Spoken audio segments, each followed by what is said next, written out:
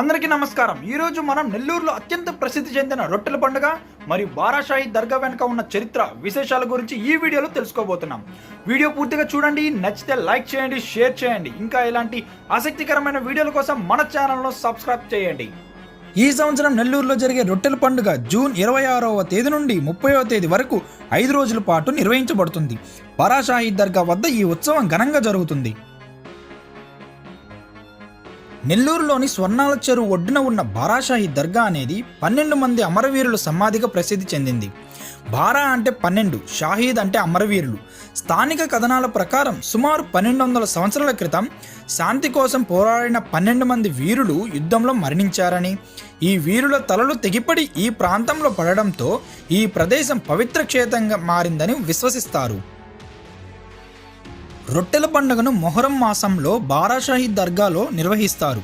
స్వర్ణాల చెరువులోకి దిగిన భక్తులు తమ కోరికను చెప్పి ఒక రొట్టె ఇస్తారు.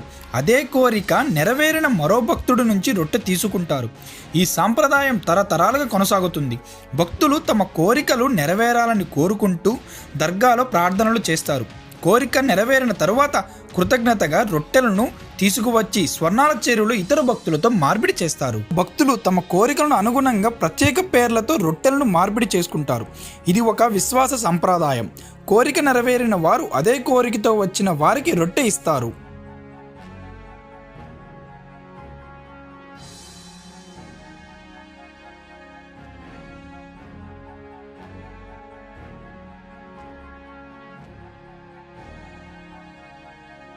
ముస్లింలే కాదు, హిందువులు, క్రైస్తవులు మరియు ఇతర మతాల వారు కూడా పెద్ద సంఖ్యలో వస్తారు. దేశవ్యాప్తంగా మాత్రమే కాకుండా విదేశాల నుంచి కూడా భక్తులు ఈ పండుగకు హాజరవుతారు.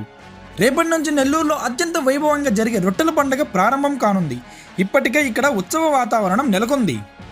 దేశం నలుమూలల నుంచి భక్తులు నెల్లూరుకు చేరుకుంటున్నారు.